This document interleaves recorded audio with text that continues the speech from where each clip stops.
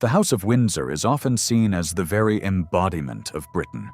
It evokes images of Buckingham Palace, royal ceremonies, red-coated guards, afternoon tea, and traditions that appear as old as the kingdom itself. Yet the dynasty that has come to symbolize British identity was born from fear, war, and a carefully calculated act of reinvention. In the spring of 1917, King George V awoke as a member of the House of Saxe-Coburg and Gotha, a proudly German dynasty whose roots stretched deep into continental Europe. By the summer, that name had vanished forever. The timing could hardly have been worse. Britain was locked in the First World War, fighting Germany in a conflict unlike anything the world had ever witnessed. Every day brought news of horrific casualties from the trenches of France and Belgium. German Gotha bombers and Zeppelin airships crossed the English Channel to rain explosives on British cities, while anti-German feeling swept across the country with growing intensity. To many Britons, the royal family's German surname had become more than an embarrassment. It had become a liability. The situation was made even more uncomfortable by the royal family's own blood ties. Europe's crowned heads were one vast extended family, bound together through generations of royal marriages. King George V was the first cousin of Kaiser Wilhelm II, the German emperor whose armies were fighting British soldiers across Europe. As British civilians endured air raids and families mourned sons lost on the Western Front, the uncomfortable truth was impossible to ignore. The king's closest royal relatives were leading the nation Britain was trying to defeat. George V understood that perception could be as dangerous as reality. If the monarchy was to survive the war, it needed to look unquestionably British. So, in one of the most consequential public relations decisions in modern royal history, the king abandoned the name Saxe-Coburg and Gotha. In its place, he chose a name that sounded unmistakably English, one rooted in history, strength, and permanence: Windsor. Inspired by the ancient royal castle overlooking the Thames, the new name immediately transformed the monarchy's public image. Overnight, a German dynasty became an English one, or at least appeared to. That single decision did far more than change a surname. It created a new royal identity that would endure through some of the greatest upheavals of the modern age. Over the next century, the House of Windsor would face an abdication crisis that shook the throne, survive 2 world wars, witness the collapse of the British Empire, weather scandals that threatened its very existence, and ultimately bid farewell to the longest reigning monarch in British history. If you're enjoying this documentary, don't forget to like the video and subscribe to the channel. It genuinely helps support the creation of more in-depth history documentaries like this one. Now consider this for a moment. Imagine you're living in London in 1917. Your newspapers report another devastating battle in France. German aircraft have bombed British streets. Friends and family are dying on the Western Front. Then you learn that your king has simply changed his family's German name to something that sounds more British. Would you have accepted the change as a necessary act of leadership, or dismissed it as little more than clever rebranding? Let me know your thoughts in the comments. Today, the House of Windsor feels timeless, as though it has always stood at the center of British history. But appearances can be deceptive. While the bloodline of Britain's monarchs stretches back for centuries, the House of Windsor itself is remarkably young, barely older than the age of powered flight and the electric light. This is the story of that remarkable dynasty, of 5 monarchs who carried the name Windsor across more than a century of extraordinary change. From the cautious king who created the dynasty to the prince who surrendered a crown for love.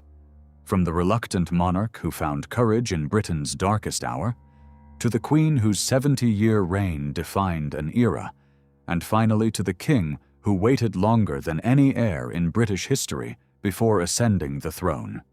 This is the story of the House of Windsor. To understand why a British king would erase his own family name, you first have to understand an uncomfortable truth. The royal family that millions now regard as the very symbol of Britain was, for much of its history, unmistakably German. The story begins with Queen Victoria, whose reign lasted from 1837 to 1901 and transformed Britain into the world's greatest imperial power. In 1840, she married Prince Albert of Saxe-Coburg and Gotha, a German prince from one of the many small duchies scattered across Central Europe. Albert never stopped being German. German was the language he spoke most comfortably. He introduced German traditions into the British court, encouraged reforms inspired by continental Europe, and even helped popularize the decorated Christmas tree, a custom that soon spread throughout Britain and beyond. Royal dynasties followed the father's family name. So, although Victoria belonged to the House of Hanover, her descendants belonged to Albert's house instead. When she died in 1901, Britain quietly entered a new dynastic era. Without changing its government, parliament, or constitution, the kingdom found itself ruled by the House of Saxe-Coburg and Gotha. Few people paid much attention. At the dawn of the 20th century, Germany was not yet Britain's mortal enemy. The two nations traded extensively, their royal families visited one another regularly, and Europe's crowned heads were so closely related that they often seemed like one enormous extended family. Victoria herself became known as the grandmother of Europe. Through the marriages of her children and grandchildren, nearly every major royal house on the continent became connected by blood. Her eldest son succeeded her as King Edward VII. Charming, sociable, and fond of luxury, Edward became the face of an entire age. But his reign was brief. When he died in 1910, the crown passed to his second son, George V. George could hardly have been more different from his father. Reserved, disciplined, and deeply devoted to duty, he had spent much of his youth serving in the Royal Navy. Even as king, he retained the habits of a naval officer. His days followed strict routines. He valued punctuality, disliked unnecessary ceremony, and found genuine pleasure in simple pursuits such as shooting and collecting postage stamps. He was not a man who sought the spotlight. History, however, had other plans. In the summer of 1914, Europe descended into a catastrophe unlike anything it had ever experienced.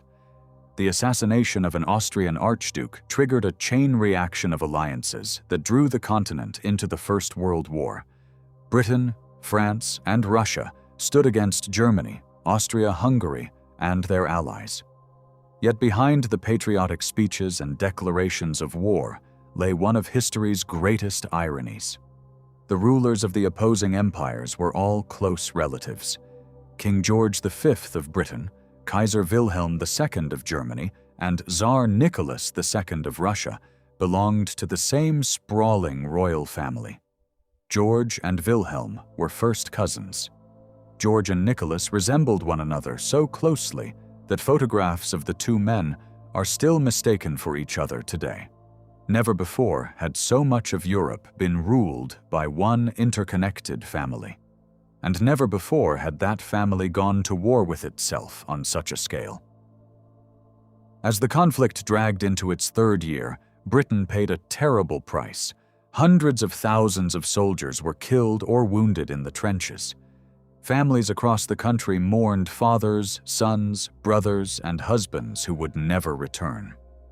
With every casualty, public anger intensified. Anything associated with Germany became deeply suspect. Businesses with German names were vandalized. Musicians stopped performing the works of German composers. Even dachshunds, simply because they were a German breed, became targets of public hostility.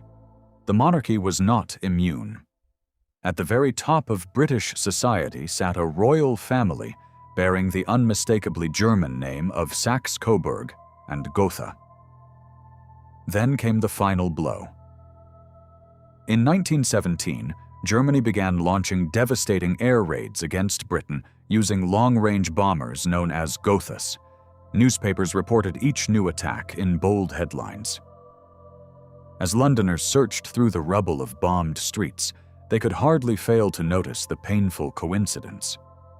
The aircraft dropping bombs on British civilians carried the same name as Britain's royal house. For George V, the situation had become untenable. The monarchy could not afford to appear even symbolically connected to the nation Britain was fighting. If public confidence in the crown collapsed during wartime, the consequences could be catastrophic. So the king made one of the most consequential decisions in modern royal history. On July 17, 1917, he issued a royal proclamation renouncing all German titles and family names. The House of Saxe-Coburg and Gotha ceased to exist in Britain. In its place stood a new dynasty, the House of Windsor. The name was borrowed from Windsor Castle, the ancient fortress that had overlooked the River Thames for nearly 1,000 years. It sounded steadfast, unmistakably English, and deeply rooted in the nation's history. The transformation was immediate. In a single stroke, the monarchy reinvented itself for a country at war. Not everyone was convinced. According to a famous story, Kaiser Wilhelm II mocked the decision by joking that he now looked forward to seeing Shakespeare's The Merry Wives of Saxe-Coburg and Gotha, a playful twist on The Merry Wives of Windsor. Whether the remark was made exactly as reported or polished over time, it captured the absurdity of the moment. Europe's oldest royal families were attempting to rewrite centuries of identity in the middle of history's bloodiest war. Changing a name, however, was the easy part. The new House of Windsor had been born under the shadow of war. Before long, it would face crises that threatened not just its reputation, but its very survival. George V understood that a new name alone could not save the monarchy. If the crown was to survive the 20th century, it would have to become something it had never been before. The First World War had shattered the old order of Europe. For centuries, powerful royal dynasties had seemed almost untouchable. Now, one after another, they were collapsing with astonishing speed. In Germany, Kaiser Wilhelm II was forced to abdicate before fleeing into exile in the Netherlands. In Austria-Hungary, the Habsburg Empire, one of Europe's oldest monarchies, simply ceased to exist. Russia witnessed an even darker tragedy. The Russian Revolution swept away the Romanov dynasty, placing Tsar Nicholas II and his family under house arrest rate. At first, there were discussions about offering them refuge in Britain. Nicholas was George V's first cousin, and the two men looked so remarkably alike that photographs of them are still confused today. But Britain itself was under immense strain. The war had exhausted the nation. Anti-monarchical sentiment was growing across Europe, and George feared that bringing the Romanovs to Britain might inflame political unrest at home. Reluctantly, the offer was withdrawn. In July 1918, Nicholas, his wife Alexandra, and their 5 children were taken into the basement of a house in Yekaterinburg and executed by Bolshevik revolutionaries. The murders sent shockwaves across Europe. For George V, the tragedy was deeply personal. Although historians continue to debate the extent of his responsibility, there is little doubt that the fate of his cousin haunted him for the rest of his life. It also reinforced a lesson he never forgot. A monarchy that lost the confidence of its people could disappear almost overnight. George resolved that Britain's royal family would never suffer the same fate. Instead of emphasizing grandeur and distance, he emphasized duty. Instead of appearing as figures above ordinary life, the royal family would become symbols of stability, discipline, and service. George visited hospitals filled with wounded soldiers, toured factories, met workers, and increasingly allowed the public to see a more approachable monarchy. He understood something many monarchs before him had not. Survival depended as much on public trust as on constitutional power. His greatest innovation arrived through an entirely new technology. By the early 1930s, millions of households owned wireless radios, allowing voices to travel directly into people's homes for the first time. On Christmas Day, 1932, George V sat before a microphone at Sandringham House and delivered the first royal Christmas broadcast. The speech, written by the celebrated author Rudyard Kipling, reached listeners across Britain and throughout the empire. For many, it was the first time they had ever heard the king's voice. The broadcast transformed the relationship between monarch and subject. No longer was the sovereign a distant figure glimpsed only during grand ceremonies. Now, every Christmas, the king spoke directly to families gathered around their radios. What began as an experiment soon became one of the monarchy's most enduring traditions. Behind the scenes stood another pillar of the dynasty. Queen Mary. Elegant, disciplined, and fiercely devoted to the institution of monarchy, Mary possessed immense inner strength. She had little patience for self-indulgence and believed that duty always came before personal happiness. Although neither George nor Mary displayed affection in the modern sense, theirs was a deeply loyal partnership built upon mutual respect and an unwavering commitment to the crown. Together, they projected exactly what Britain longed for after the devastation of war: order, dignity, and stability. Yet stability did not mean the absence of crisis.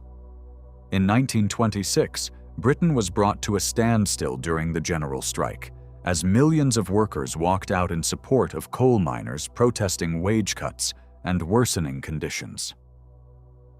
The country stood bitterly divided. Many members of the establishment condemned the striking workers. George chose a different approach. Rather than fueling hostility, he urged compassion, reportedly remarking that critics should first try living on the miners' wages before passing judgment. It was an unusually empathetic response from a king and reflected his growing understanding that the monarchy belonged to every Briton, not merely to the privileged. Another important test soon followed. In 1924, the Labour Party formed Britain's first Labour government under Prime Minister Ramsay MacDonald, the son of a Scottish farm labourer. To many aristocrats, the rise of a socialist government seemed almost unthinkable. George V disagreed. He welcomed MacDonald with complete courtesy and treated him exactly as he had every previous prime minister. In doing so, he reinforced one of the defining principles of Britain's constitutional monarchy. The sovereign does not choose governments. The people do. The monarch's duty is to remain above politics, serving the nation regardless of which party holds power. That quiet neutrality would become one of the greatest strengths of the House of Windsor. By refusing to enter political battles, the monarchy avoided becoming the target of them. As George strengthened the crown at home, Britain's empire was beginning to change abroad. Stretching across nearly a quarter of the Earth's land and population, it remained the largest empire in history. But its relationship with Britain was evolving. The Statute of Westminster, passed in 1931, recognized the Great Dominions, including Canada, Australia, New Zealand, South Africa, and others, as autonomous nations equal in status to Britain itself. The empire was slowly transforming into a voluntary partnership of nations linked not by direct rule, but by a shared allegiance to the crown. It was the first step toward what would eventually become the modern Commonwealth. By 1935, George V had spent 25 years on the throne. His Silver Jubilee inspired enormous celebrations across Britain and the Empire. The scale of public affection genuinely surprised him. Despite wearing the crown for a quarter of a century, George never thought of himself as particularly remarkable. He reportedly confessed that he could not understand the crowds because he was only a very ordinary fellow. Ironically, that ordinary quality was exactly what had made him extraordinary, He had transformed the monarchy from a distant royal court into an institution that millions of people regarded as dependable, familiar, and reassuring. Yet beneath the celebrations, one anxiety refused to leave him. His health was failing. Years of heavy smoking had left him increasingly frail, and he knew his reign was drawing to a close. His greatest concern was not for himself. It was for the son who would inherit everything he had spent decades rebuilding. His eldest son, Edward, was handsome, charismatic, and immensely popular, but also restless, impulsive, and resistant to royal duty. George feared that the future of the monarchy rested in uncertain hands. According to one famous account, he privately prayed that Edward would never marry or have children, allowing the crown instead to pass to his dependable second son and, eventually, to his beloved granddaughter, a thoughtful young princess named Elizabeth. It was an astonishing wish for any father to make. Within a year, events would unfold almost exactly as he had imagined. George V died on the 20th of January 1936. His eldest son ascended the throne as King Edward VIII. The House of Windsor had survived one crisis. It was now about to face the greatest constitutional disaster in its history. Before we follow the crisis that nearly brought the House of Windsor to its knees, it is worth stepping back to look at the Britain these monarchs actually ruled. Because Britain between the two world wars was not one society. It was many different Britons, divided by class so deeply that where you lived, what you ate, how you dressed, the job you held, even the way you spoke, could reveal your place in the social hierarchy within moments. At the very top stood the aristocracy and the immensely wealthy. They inhabited vast country estates and elegant London townhouses, surrounded by a small army of servants. A great household might employ butlers, footmen, housekeepers, cooks, maids, chauffeurs, gardeners, and gamekeepers, each responsible for a single part of the estate's daily routine. Life revolved around tradition and ceremony. Gentlemen changed into black tie for dinner almost every evening, while ladies appeared in silk gowns adorned with family jewels passed down through generations. Formal dinners stretched across multiple courses: soups, fish, roasted game, rich desserts, and fine wines, served with military precision by servants who were expected to remain almost invisible. The social calendar rarely changed. Spring and summer meant London's glittering social season. Autumn brought shooting parties across the countryside. Winter was reserved for fox hunting, grand house parties, and lavish balls where Britain's elite gathered to reinforce friendships, arrange marriages, and preserve their place at the top of society. Below them stood the expanding middle class.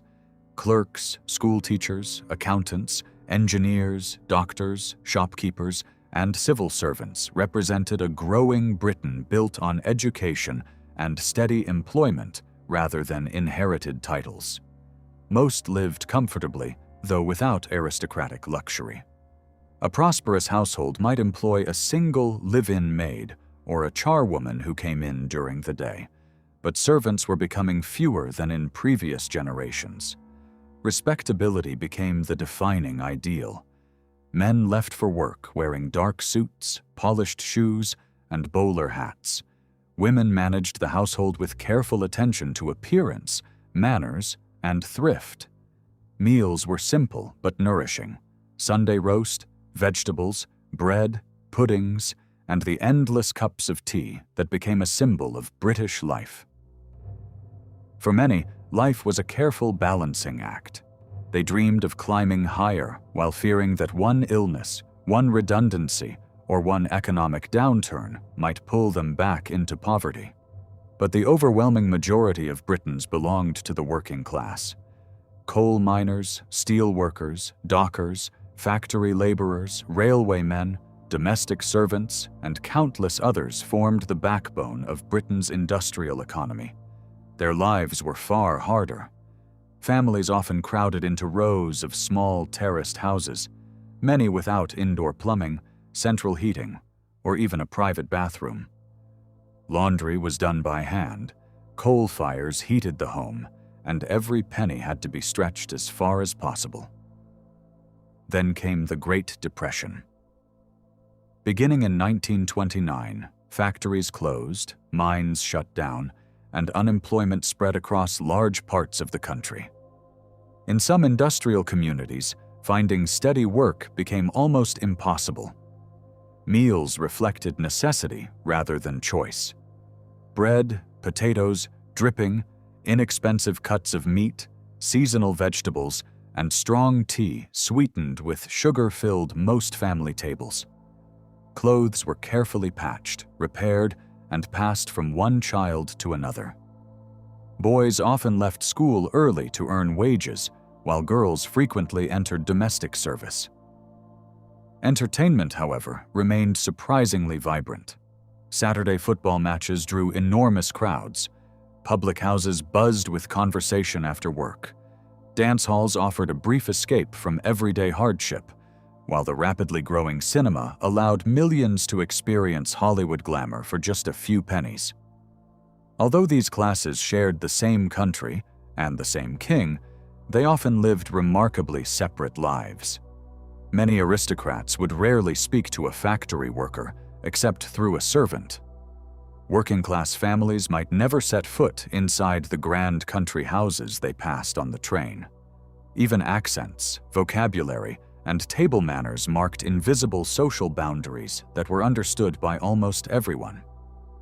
Above this deeply divided society stood the monarchy. George V had spent more than 2 decades reshaping the crown into a national institution that belonged to every class, from the richest duke to the poorest miner. He believed he had secured its future. His eldest son was about to prove just how fragile that achievement really was. When George V died on January 20th, 1936, Britain welcomed its new king with genuine excitement. Edward VIII seemed perfectly suited to the modern age. At just 41 years old, he was handsome, charismatic, impeccably dressed, and already one of the most recognizable men on earth. During his years as Prince of Wales, he had traveled across the British Empire, drawing enormous crowds wherever he went. Newspapers adored him, photographers followed his every move, and millions believed he represented the future of the monarchy. Unlike his reserved father, Edward appeared relaxed, approachable, and effortlessly glamorous. He looked like the king of a new generation. But appearances can be dangerously misleading. Behind the confidence lay a man who had never truly embraced the responsibilities of kingship. Edward found royal routine exhausting. Endless ceremonies, official papers, constitutional conventions, and strict etiquette all felt like a prison.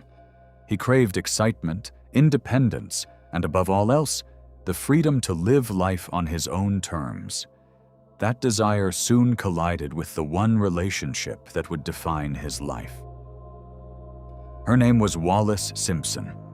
An American socialite, Wallis was intelligent, witty, fashionable, and utterly unlike the women traditionally welcomed into European royal families. Edward was captivated by her confidence and her refusal to treat him simply as a king. He fell deeply in love. The problem was that Britain believed he had chosen the one woman he could never marry. Wallis was in the process of divorcing her second husband, meaning she would soon become a twice-divorced woman with 2 former husbands still living. Today, that might raise few eyebrows. In the Britain of the 1930s, it was explosive. The issue was not merely social, it was constitutional. As sovereign, Edward was also supreme governor of the Church of England, which at the time refused to permit the remarriage of divorced people whose former spouses were still alive. If the king married Wallis, he would be openly contradicting the teachings of the very church he had sworn to defend.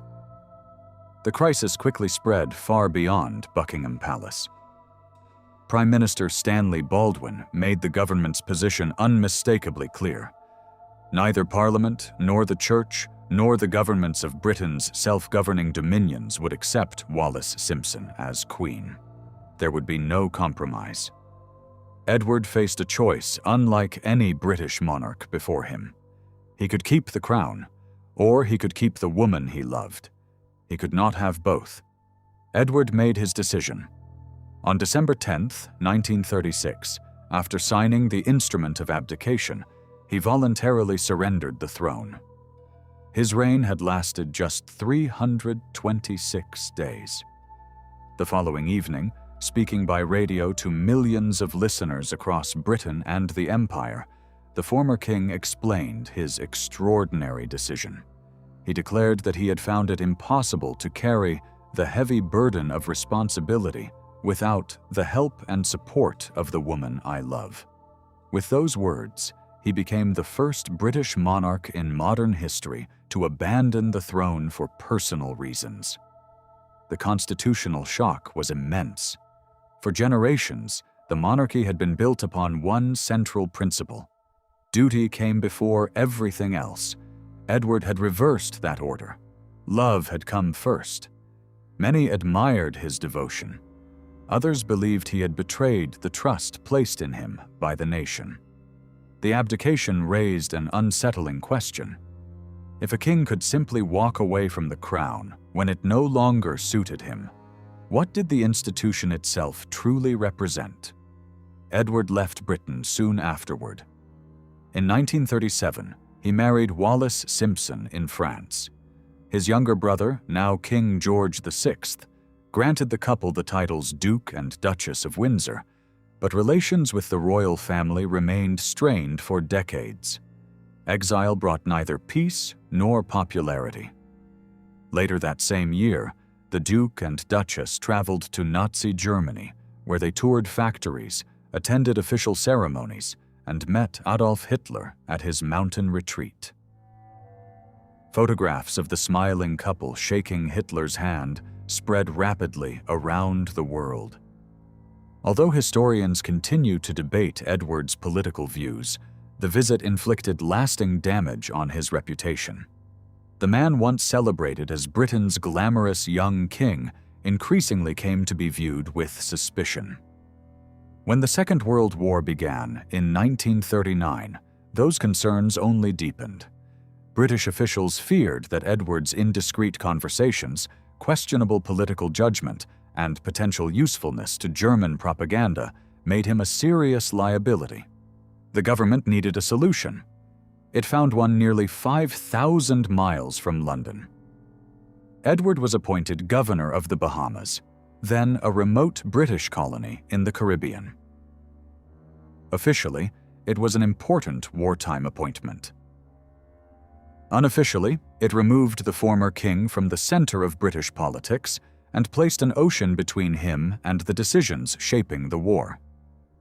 Edward despised the posting. He regarded it as a humiliating exile. In many ways, that was exactly what it was. For the rest of his life, he and Wallis remained outsiders, wealthy, internationally famous, yet permanently separated from the institution he had once been born to lead. But Edward's greatest legacy was not the throne he surrendered. It was the man he forced to take it. His younger brother had never expected to become king. He had spent his entire life preparing for a quieter future. Shy, painfully self-conscious, and burdened by a severe stammer, he believed himself entirely unsuited to wear the crown. Yet history was about to demand exactly that.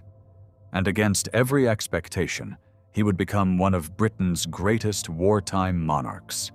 When Edward VIII abandoned the throne, the crown passed to the one man who had spent his entire life hoping he would never have to wear it. His younger brother became King George VI. Born Prince Albert and known within the family as Bertie, he was the complete opposite of the brother he replaced. Where Edward was confident and charismatic, Bertie was reserved and deeply self-conscious. He disliked public attention. preferred a quiet family life, and approached every royal duty with an overwhelming sense of responsibility. There was another burden he carried, one invisible to the public until he was required to speak. George suffered from a severe stammer. Every public appearance filled him with dread. Even the simplest speech could become an exhausting struggle, as words refused to come. In an era when radio was transforming the relationship between ruler and people, the king was increasingly expected to speak directly to millions. For a man who feared public speaking above almost everything else, it seemed like the cruelest twist of fate imaginable. George had never been prepared for kingship. From childhood, the assumption had always been that Edward would reign. Bertie's future was expected to be one of loyal service rather than supreme responsibility. Then, almost overnight, the abdication swept away those expectations and placed the crown upon his head. The weight of that responsibility was immense. According to those close to him, he was overwhelmed by the prospect of becoming king, believing himself unequal to the task. Yet despite his fears, he accepted the burden because he believed it was his duty. That sense of duty would define his reign. Fortunately, he did not face it alone. His greatest source of strength was his wife, Queen Elizabeth. Graceful, warm, and possessed of remarkable inner resilience, she balanced kindness with quiet determination. Before their marriage, she had hesitated to accept Bertie's proposals, fully aware of the sacrifices royal life would demand. But once she became his wife, she proved to be his most steadfast companion. Whenever self-doubt threatened to overwhelm him, she was there to steady him. Together, they presented an image of devotion and stability that restored confidence after the trauma of the abdication crisis. In time, the British people would come to adore her. Decades later, after the death of her husband and the accession of her daughter, she would become known simply as the Queen Mother, a title that reflected the affection she inspired throughout the nation. Another unlikely figure also helped transform the new king. His name was Lionel Logue, an Australian speech therapist whose unconventional methods challenged royal protocol. Rather than treating George as an untouchable monarch, Logue treated him as a patient determined to overcome a lifelong disability. Through breathing exercises, vocal training, relaxation techniques, and years of patient encouragement, he gradually helped the king gain greater control over his speech. What began as a professional relationship developed into a genuine friendship built on trust and mutual respect. Their remarkable story would later become known to audiences around the world through the Academy Award-winning film, The King's Speech. With the support of his wife and Logue, George slowly found his confidence. He also understood exactly what Britain expected from its new king. The monarchy did not need another dazzling celebrity. It needed reliability. George embraced the same principles that had guided his father: duty, humility, and quiet service. He worked tirelessly, avoided political controversy, and placed the institution above his own comfort. In doing so, he began repairing the damage left by Edward's abdication. At home, George and Elizabeth found their greatest happiness in family life. They had 2 daughters. The elder, Princess Elizabeth, was thoughtful, disciplined, and already displaying the strong sense of responsibility that had impressed her grandfather, George V. Her younger sister, Princess Margaret, possessed a livelier and more adventurous spirit. The abdication transformed both of their lives. Only months earlier, Elizabeth had been a relatively minor princess, with little expectation of ever becoming queen. Now she was heir presumptive to the British throne. Without fully understanding it, the 10-year-old girl had become the future of the House of Windsor. George VI had scarcely settled into his unexpected reign before another storm gathered over Europe. Across the English Channel, Adolf Hitler was rapidly expanding Nazi Germany, overturning the post-war settlement and pushing the continent toward another catastrophic conflict. In September 1939, Britain declared war. The Second World War had begun. It would test the courage of an entire nation and transform the shy, reluctant king into one of the defining symbols of Britain's determination to endure. The Second World War would become the greatest test the House of Windsor had ever faced. For George VI, victory was not simply a matter of defeating Nazi Germany. It was about proving that the monarchy deserved to survive. As German armies swept across Europe and Britain stood alone in 1940, another danger soon arrived over London. Night after night, waves of German bombers crossed the English Channel, dropping thousands of tons of explosives on Britain's cities. The campaign became known as the Blitz. Homes, churches, factories, schools, and entire neighborhoods disappeared beneath the bombs. The question facing the royal family was immediate and deeply symbolic. Should they remain in London or leave? Many wealthy families sent their children to the countryside or overseas, believing distance offered the only real protection. Some even evacuated to Canada or the United States. Government officials suggested that the two young princesses, Elizabeth and Margaret, should do the same. Queen Elizabeth refused. Her reply quickly became one of the defining statements of the war. The children would not leave without her. She would not leave without the king, and the king would never leave. The royal family stayed. That decision changed everything. If London was expected to endure the bombing, then so would its monarch. Buckingham Palace itself soon became a target. During one raid, German bombs exploded inside the palace grounds, while George VI and Queen Elizabeth were still in residence, narrowly missing the royal couple. The attack shocked the nation. Afterward, Queen Elizabeth made a remark that perfectly captured the public mood.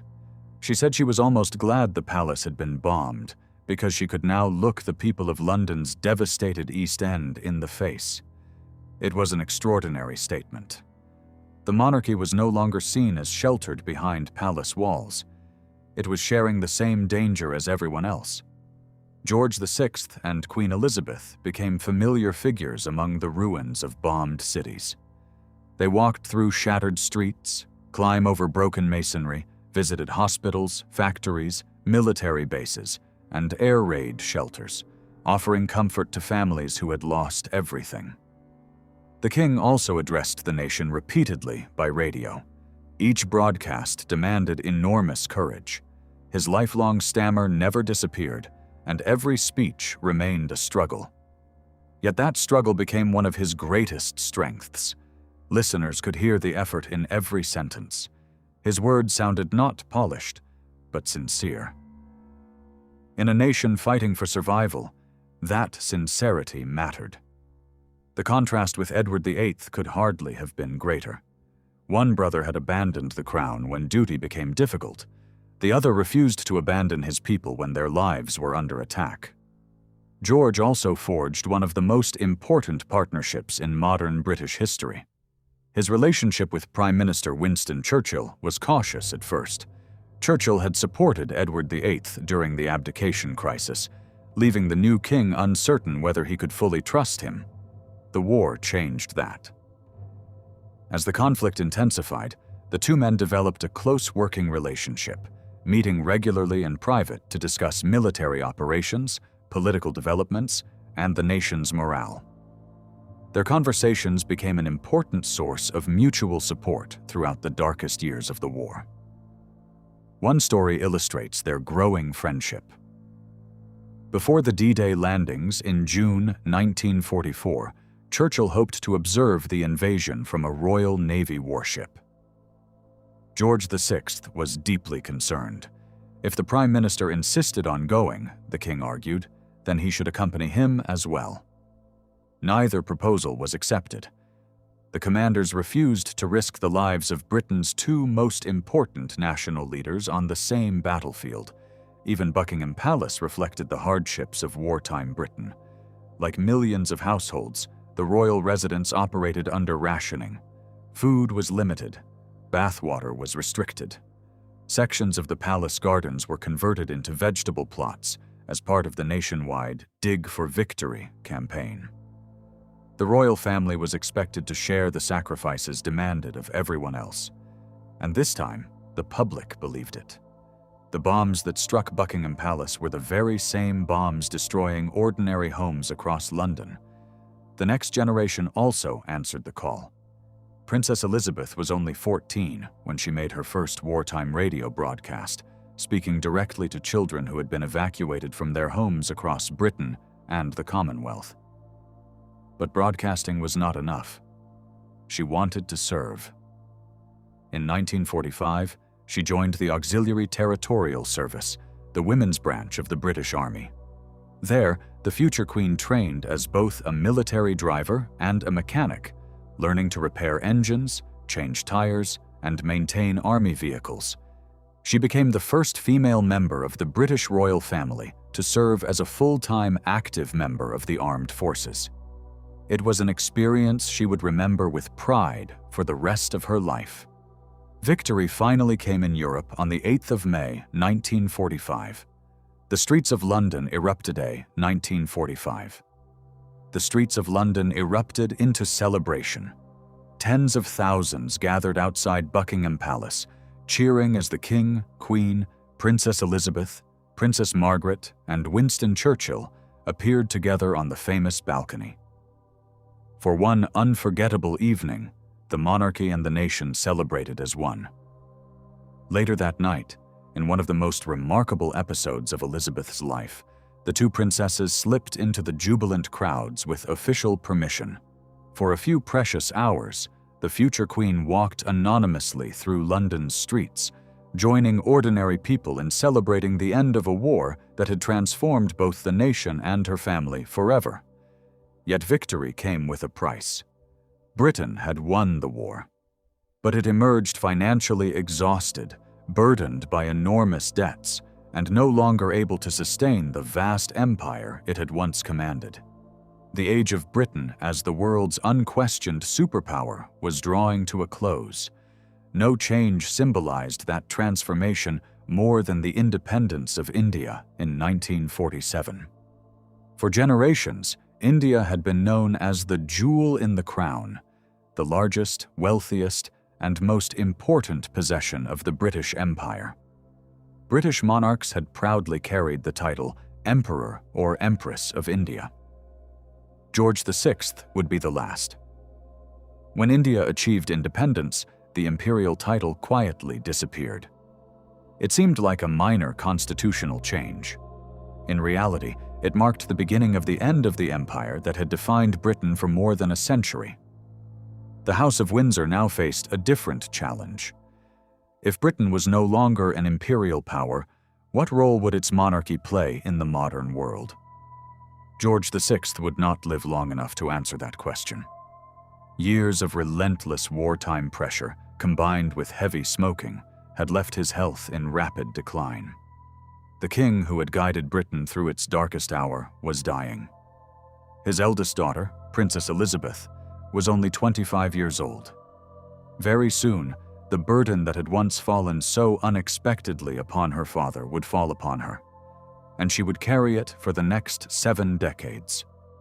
Long before she became the longest reigning monarch in British history, Princess Elizabeth was simply a young woman who had fallen in love. The man she chose was unlike anyone the royal household had expected.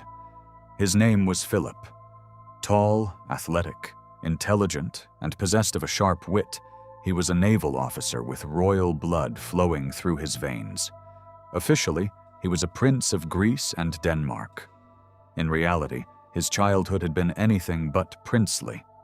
Philip was born on the Greek island of Corfu in 1921, into a royal family already living on borrowed time. Within months, political upheaval swept through Greece, forcing his family into exile. According to a famous story, the infant prince was carried to safety aboard a British warship in a makeshift crib fashioned from an orange crate. Whether every detail of that story is exactly as remembered, it perfectly captures the uncertainty that surrounded the beginning of his life. Exile became Philip's first memory. His childhood was marked by constant upheaval. His mother, Princess Alice, suffered a severe mental illness and was admitted to a sanatorium for treatment. His father, Prince Andrew of Greece, drifted away from the family, spending much of his remaining life in the south of France. Separated from his parents, Philip grew up moving between relatives, schools, and countries. The instability forged a fiercely independent character.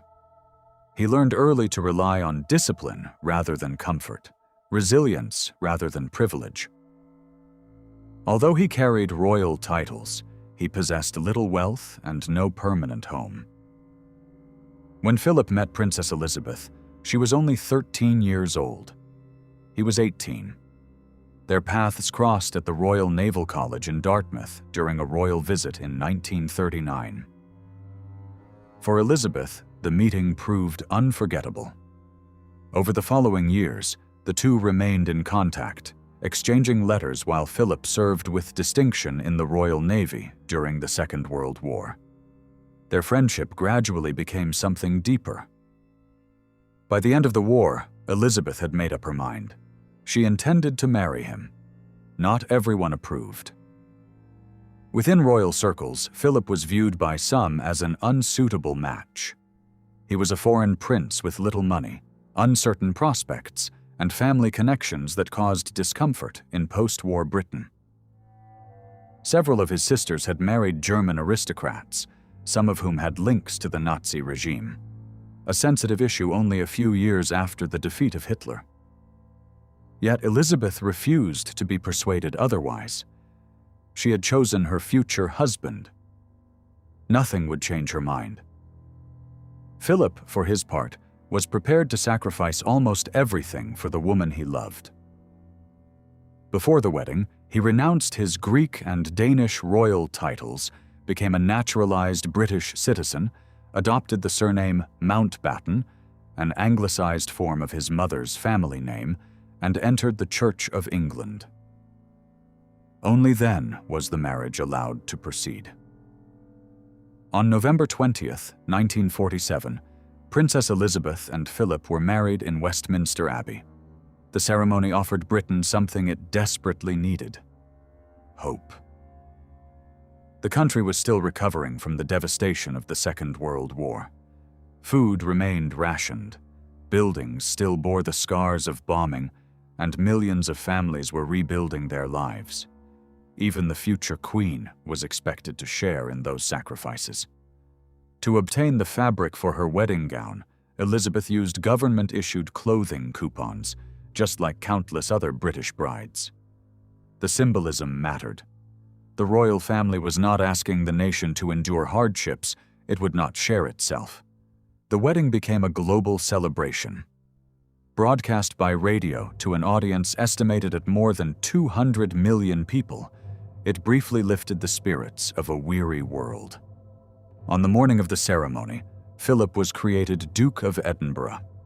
Together, the newlyweds embarked on married life, with little indication of how quickly everything would change. For a short time, they enjoyed something approaching normality. Philip resumed his naval career, and the couple spent periods living in Malta, where he was stationed with the Royal Navy. Away from the constant scrutiny of London, Elizabeth experienced perhaps the closest thing she would ever know to an ordinary domestic life. She shopped, entertained friends, cared for her young family, and lived as the wife of a serving naval officer rather than as a future queen. Those years would remain among the happiest memories of her life. Their family soon began to grow. Their first child, Prince Charles, was born in 1948. 2 years later came Princess Anne. It appeared that George VI would continue reigning for many years, allowing his daughter the time to enjoy marriage and motherhood before assuming the immense responsibilities of the crown. But appearances were deceiving. Years of heavy smoking and the relentless strain of the war had taken a devastating toll on the king's health.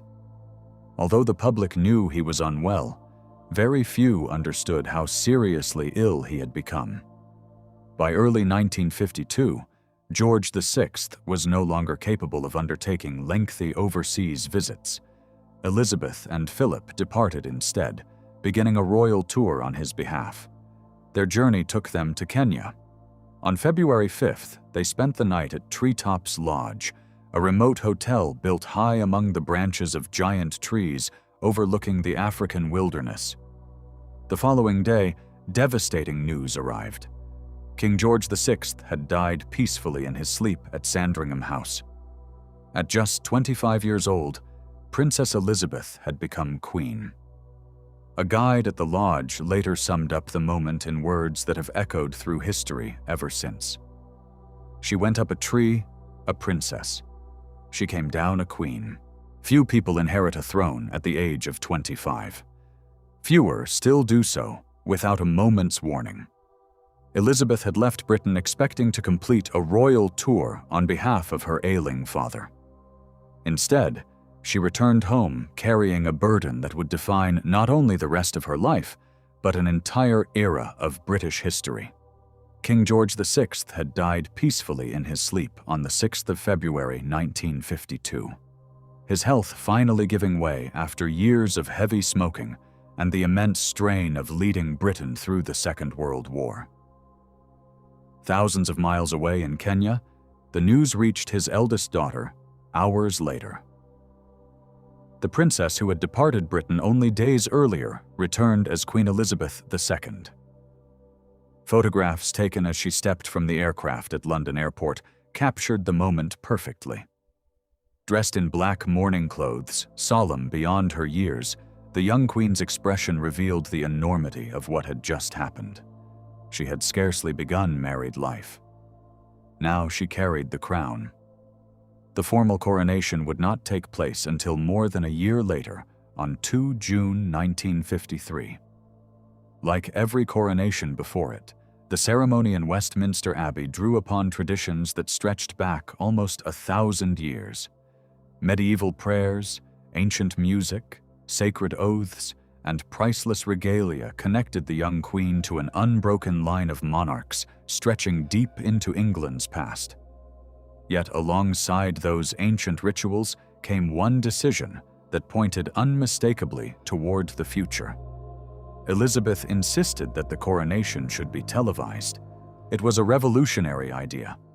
Many senior politicians, church leaders, and royal advisors believed television cameras had no place inside such a sacred ceremony.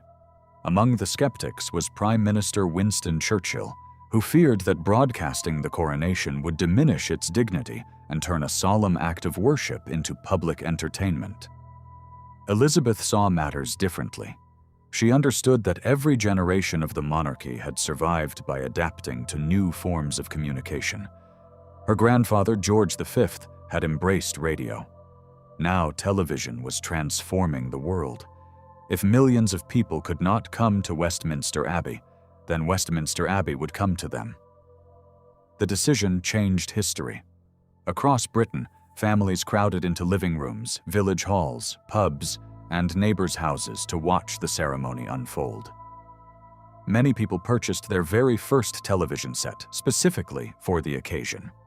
An estimated 20 million viewers watched in Britain alone, while millions more followed the ceremony across the Commonwealth and around the world.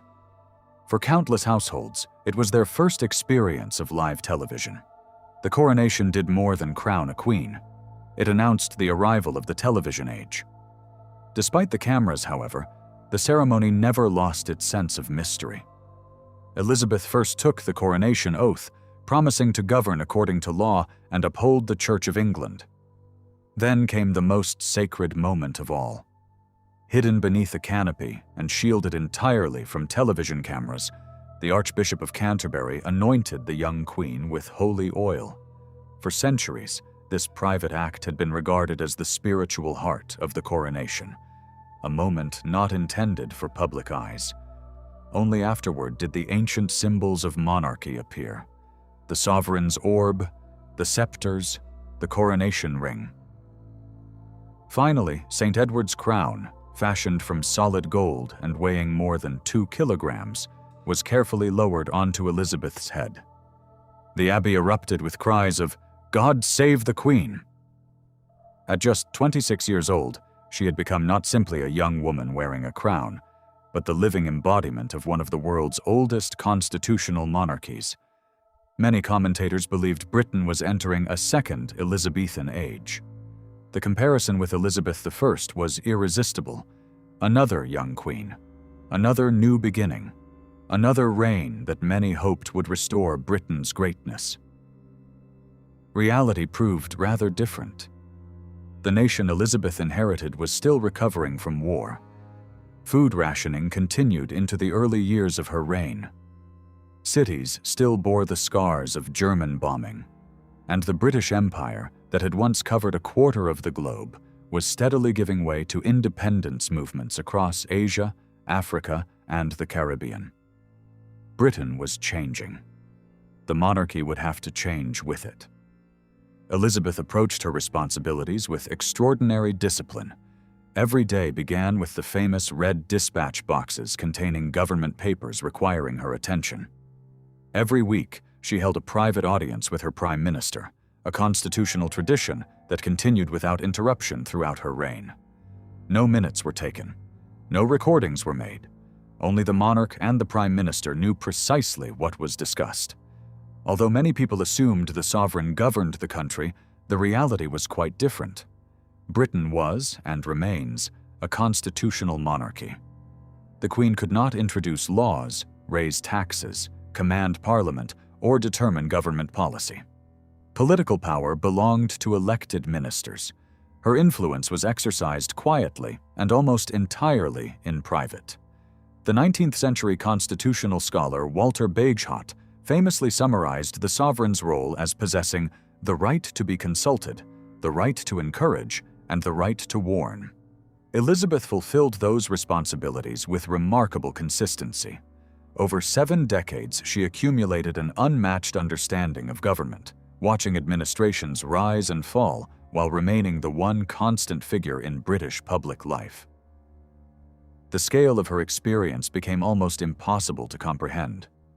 Her first prime minister was Winston Churchill, a statesman born in 1874, who had already entered Parliament before the Wright brothers made their first powered flight. Her last was Liz Truss, appointed only 2 days before the Queen's death in 2022. Between them came 13 others, each bringing different personalities, priorities, and crises. Among the most closely watched relationships was her partnership with Margaret Thatcher, Britain's first female prime minister. Both women possessed formidable determination, yet they approached leadership in very different ways. Rumors of occasional disagreements circulated for years, particularly over South Africa and the Commonwealth, although neither woman ever publicly disclosed the private conversations that lay at the heart of Britain's constitutional system. Standing beside Elizabeth throughout those decades was Prince Philip. His adjustment to royal life demanded sacrifices almost as great as hers. Only a few years earlier, he had been a promising naval officer with ambitions of his own. Now he walked several paces behind his wife wherever they appeared together, despite being older than the sovereign and head of the family in private life. He held no constitutional authority, no official political role. His task was simply to support the Queen. The arrangement was not always easy. One early disagreement centered on the family name. Philip believed his children should bear his adopted surname, Mountbatten. Instead, the dynasty remained the House of Windsor. He reportedly joked with characteristic frustration that he seemed to be the only man in the country not allowed to give his name to his own children. Eventually, a compromise was reached. While the royal house remained Windsor, descendants who required a surname could use the combined name Mountbatten-Windsor. Rather than dwelling on constitutional limitations, Philip found purpose elsewhere. In 1956, he established the Duke of Edinburgh's Award, encouraging young people to develop practical skills, undertake adventurous expeditions, improve their physical fitness, and contribute to their communities. What began as a modest British initiative eventually expanded across the world, benefiting millions of young people. Long before environmental conservation became an international priority, Philip also devoted considerable energy to wildlife protection, helping to lead several major conservation organizations and using his public profile to raise awareness of endangered species. Within the royal household, he became an energetic modernizer. He encouraged greater efficiency, embraced new technology, questioned outdated traditions, and constantly searched for ways to prepare the monarchy for a rapidly changing world. Elizabeth remained the visible face of the institution. But behind the scenes, Philip's influence could be found almost everywhere. Together, they formed a partnership that would endure for more than 73 years, the longest royal marriage in British history. Neither could have known just how dramatically the world around them was about to change. The age of empire was ending. A new generation was growing up. And before long, the House of Windsor would find itself confronting challenges no monarch had ever faced before. The relentless scrutiny of television, the rise of celebrity culture, and a family whose private lives were becoming impossible to keep private. When Elizabeth II began her reign, Britain was still, at least on paper, the center of a global empire. Red patches on the map stretched across Africa, Asia, the Caribbean, the Pacific, and beyond. Together, they formed the largest empire the world had ever seen, an empire upon which, it was often said, the sun never set. Yet beneath that vast expanse, the foundations were already shifting. The Second World War had transformed the balance of power. Britain had emerged victorious, but financially exhausted. Across the empire, independence movements were gathering strength, inspired by the belief that nations should govern themselves rather than be ruled from London. Elizabeth inherited an empire. She would spend her reign watching it disappear. One by one, Britain's colonies became independent states. India had already broken away before her coronation. Over the following decades, countries across Asia, Africa, the Caribbean, and the Pacific followed the same path. To many observers, it seemed as though Britain was witnessing the slow dismantling of everything it had built over centuries. For the monarchy, the danger was obvious. Empires and monarchies had long been intertwined. If one collapsed, would the other survive? History offered little reassurance. Yet once again, the House of Windsor adapted. Rather than trying to preserve an empire that was clearly coming to an end, Elizabeth embraced a different vision. Out of the fading empire emerged the modern Commonwealth of Nations. Unlike the old imperial system, the Commonwealth was not held together by conquest or political control. Its members were independent, sovereign countries that chose to cooperate voluntarily through shared history, common institutions, and mutual interests. Many also chose to recognize the British monarch as the symbolic head of the Commonwealth, not as a ruler, but as a unifying figure. Elizabeth believed deeply in that idea. Throughout her reign, she devoted enormous time and energy to strengthening those relationships. She traveled farther than any previous monarch, visiting Commonwealth countries repeatedly over the course of decades. For millions of people, particularly in newly independent nations, their connection was less with Britain itself than with Elizabeth personally. She understood something that many politicians overlooked. Empires could not last forever. Relationships could. Her commitment helped preserve ties that might otherwise have been lost altogether. But Britain's retreat from empire was not always graceful. One of the greatest blows came in 1956 during the Suez Crisis, when Egyptian President Gamal Abdel Nasser nationalized the Suez Canal. Britain, France, and Israel launched a military operation to regain control. The campaign quickly became a diplomatic disaster. Under intense pressure from both the United States and the Soviet Union, Britain was forced into an embarrassing withdrawal. The consequences reached far beyond Egypt. Suez exposed a painful truth. Britain could no longer act as one of the world's dominant powers without the support of larger allies. For many historians, the crisis marked the symbolic end of Britain as a global superpower. Through it all, Elizabeth remained carefully above the political conflict. She offered continuity while governments rose, struggled, and fell. That constitutional restraint proved invaluable. Prime ministers could lose public confidence. The monarchy remained intact. Yet while Britain's place in the world was changing, another transformation was unfolding at home. The 1960s swept away many of the old assumptions that had shaped British society. A younger generation questioned authority, challenged tradition, and embraced new music, new fashions, and new ideas. The age of automatic deference was fading. For centuries, the monarchy had been protected by distance and mystery. Now newspapers, television, and political satire began treating the royal family like any other public figures. Comedians mocked them, journalists scrutinized them, critics openly debated whether an unelected monarchy still belonged in a modern democracy. The institution faced a challenge unlike any it had encountered before. Not revolution, visibility.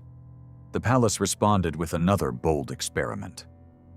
In 1969, the royal family allowed unprecedented access for a documentary simply titled Royal Family. For the first time, viewers watched the Windsors outside grand ceremonies. They saw them eating together, cooking at a barbecue, decorating Christmas trees, laughing, and carrying out the ordinary routines of family life. The intention was clear. If people saw the royals as human beings rather than distant symbols, perhaps they would feel a stronger connection to the institution. Initially, the gamble appeared to succeed. The documentary attracted enormous audiences and fascinated viewers around the world, but success came with an unexpected cost.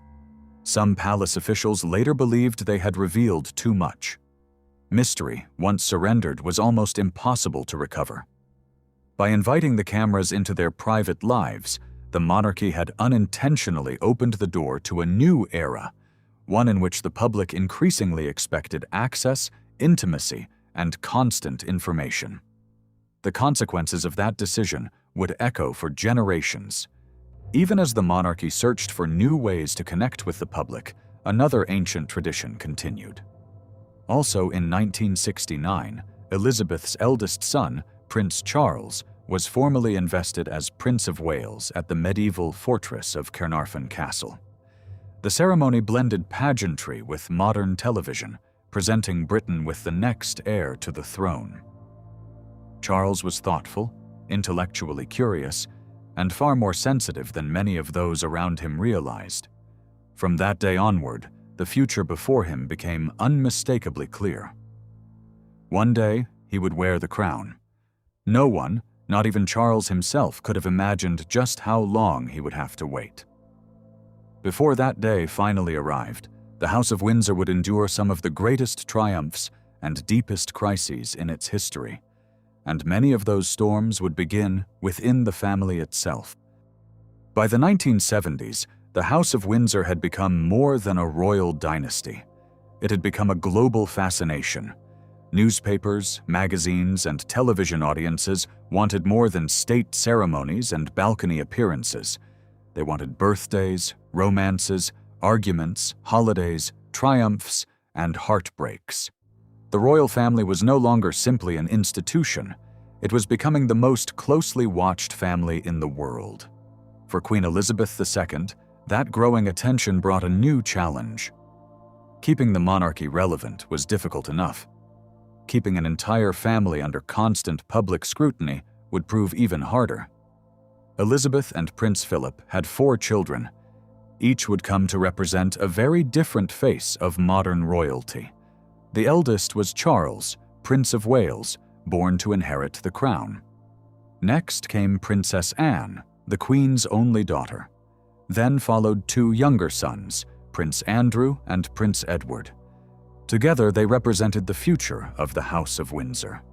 yet each would shape that future in dramatically different ways. Princess Anne quickly earned a reputation unlike any other royal of her generation. Direct, hard-working, and famously intolerant of unnecessary ceremony, she possessed much of her father's determination and her mother's unwavering sense of duty. Her greatest passion lay with horses. An accomplished equestrian, Anne represented Great Britain at the 1976 Montreal Olympic Games, becoming the first member of the British royal family to compete in the Olympics. She also built a reputation for carrying out hundreds of public engagements every year, often with little fanfare, quietly becoming one of the hardest-working members of the royal family. Her resilience became unmistakably clear on a spring evening in 1974. As Anne's car drove along the Mall in central London, an armed man forced it to stop and attempted to kidnap the princess. In the chaos that followed, several people, including her bodyguard and chauffeur, were shot while trying to protect her. The attacker repeatedly ordered Anne to leave the car. Her response became legendary. "Not bloody likely." Whether remembered exactly or slightly polished over time, the remark perfectly captured her character. She refused to move. The kidnapping failed. The incident served as a chilling reminder that public admiration could never completely shield the royal family from danger. Her younger brothers followed very different paths. Prince Andrew pursued a career in the Royal Navy, qualifying as a helicopter pilot. His defining moment came during the Falklands War of 1982. When Argentina invaded the Falkland Islands, Britain responded by sending a naval task force halfway across the world. Although Andrew could easily have been kept away from danger because of his royal status, he insisted on serving alongside his fellow sailors.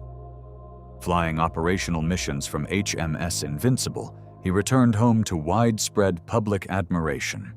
For many Britons, the young prince embodied courage and duty. It was a reputation that would, decades later, be shattered by controversies few could have imagined. The youngest of the Queen's children, Prince Edward, took a quieter route. After exploring careers in theater and television production, he gradually embraced full-time royal duties. Unlike many members of his family, Edward largely avoided public scandal, dedicating much of his life to charitable work and official engagements. While Charles attracted headlines and Andrew commanded attention, Edward became a dependable supporting figure within the institution. Not every struggle belonged to the Queen's children. One of the most poignant stories of the era belonged to Elizabeth's younger sister, Princess Margaret. Where the Queen was disciplined and reserved, Margaret was glamorous, spirited, and often impatient with royal convention. As a young woman, she fell deeply in love with Group Captain Peter Townsend, a decorated Royal Air Force officer who was divorced.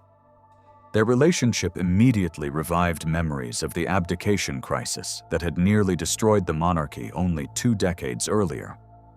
The Church of England still opposed the remarriage of divorced people whose former spouses remained alive. The government feared another constitutional controversy. Faced with an impossible choice, Margaret ultimately ended the relationship. Duty triumphed over personal happiness once again. Although she later married the photographer Anthony Armstrong Jones, their union gradually deteriorated before ending in divorce in 1978. The first divorce involving a senior member of the royal family in the modern era.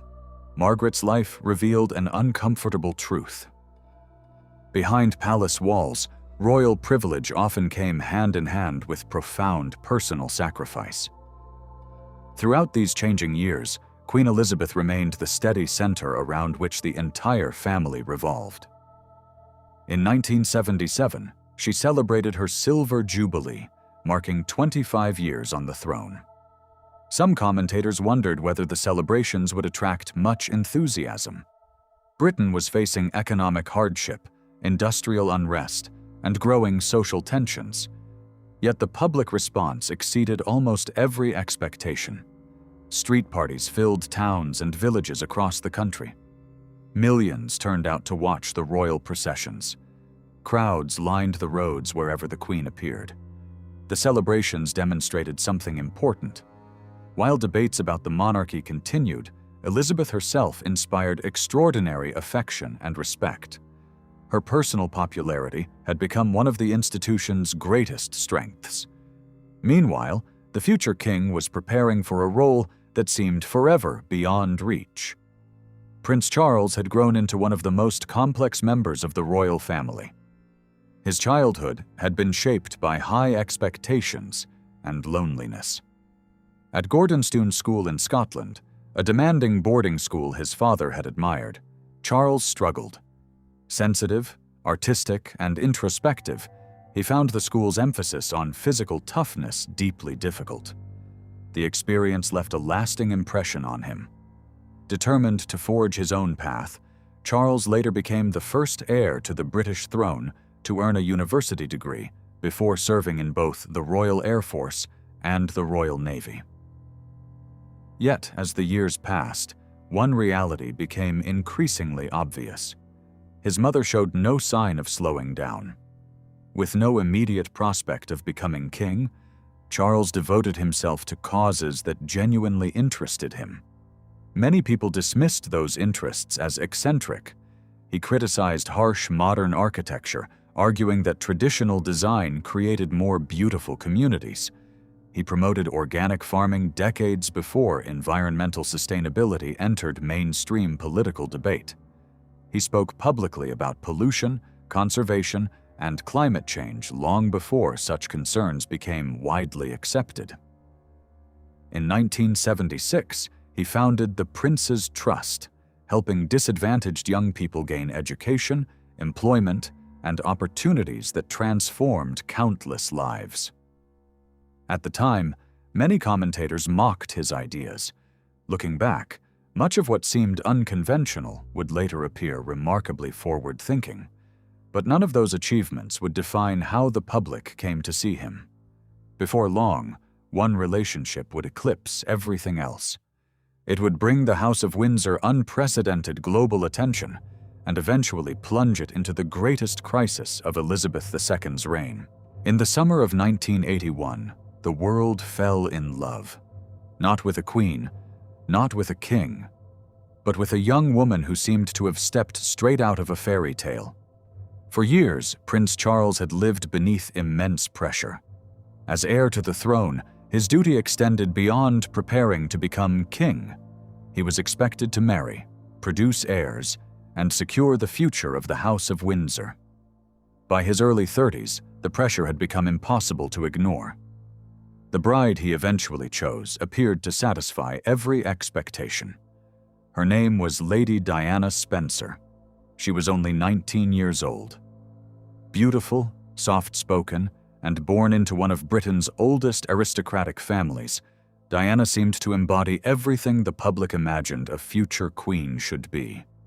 The engagement captured hearts almost instantly. Newspapers hailed it as the beginning of a modern royal fairy tale. The reality was far more complicated. Charles and Diana had spent remarkably little time together before becoming engaged. They came from different generations, possessed very different personalities, and entered the marriage with profoundly different expectations.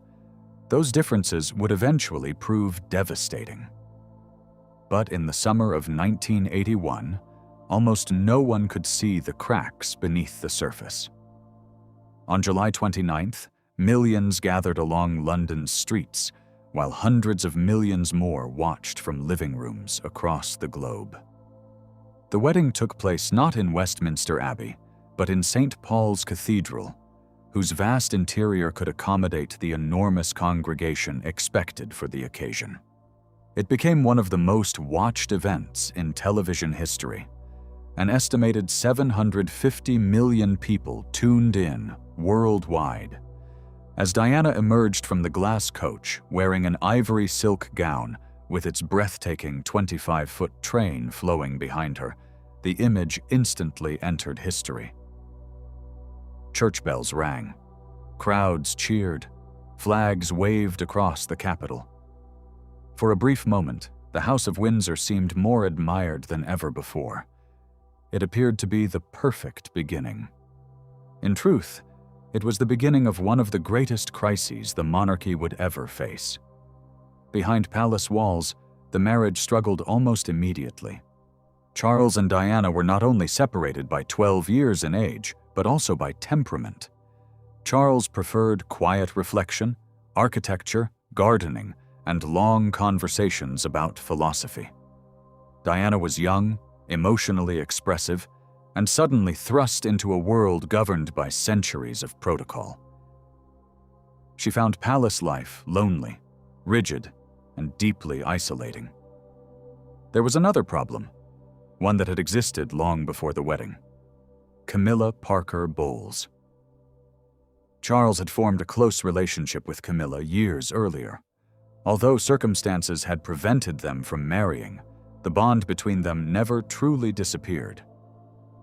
Diana gradually realized that another woman still occupied a central place in her husband's life. The discovery left deep emotional scars. Feeling isolated within the royal household and subjected to relentless public scrutiny, Diana developed bulimia and struggled with depression during much of the marriage. Years later, she would summarize the situation with a sentence that became one of the most famous in royal history.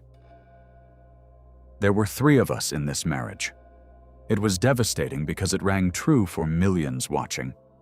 Yet while Diana suffered privately, something extraordinary was happening publicly. She possessed a gift unlike anything the monarchy had seen before. People connected with her instinctively. Where previous generations of royals had been admired from a respectful distance, Diana reached out. She shook hands, she hugged children, she knelt to speak at eye level. She laughed easily, she cried openly. She seemed approachable in a way that felt entirely new. During the AIDS epidemic, when fear and misunderstanding caused many people to avoid even touching those infected, Diana deliberately held patients' hands without wearing gloves. The images traveled around the world, quietly challenging myths about the disease more effectively than many public health campaigns. Later, she walked through active minefields in Angola to campaign for an international ban on anti-personnel landmines. Again, the photographs became iconic. To millions, Diana no longer represented simply royalty. She represented compassion. The public's affection for her became extraordinary. Some admired her. Many adored her. Few members of the royal family had ever inspired such intense emotional loyalty. Amid the growing tensions, Charles and Diana fulfilled the most important constitutional expectation placed upon them. Their first son, Prince William, was born in 1982. 2 years later came Prince Harry. Diana was determined that her children experience a warmer, more affectionate upbringing than previous royal generations had known. She took them to amusement parks, fast food restaurants, and hospitals. She wanted them to understand the lives of ordinary people beyond palace gates. Those moments helped shape the princes, who would later become 2 of the most recognizable men in the world. Behind the scenes, however, the marriage was steadily collapsing. In earlier generations, royal difficulties had remained hidden behind palace walls. That was no longer possible. Britain's tabloid newspapers competed fiercely for every rumor, every photograph, every whispered allegation. Private telephone conversations were leaked. Secret recordings surfaced. Unauthorized biographies appeared. Soon, Charles and Diana themselves began telling their versions of the story. The old royal rule, never complain, never explain, was breaking down. The most dramatic moment came in 1995. In an extraordinary interview with the BBC's Panorama program, Diana spoke directly to millions of viewers.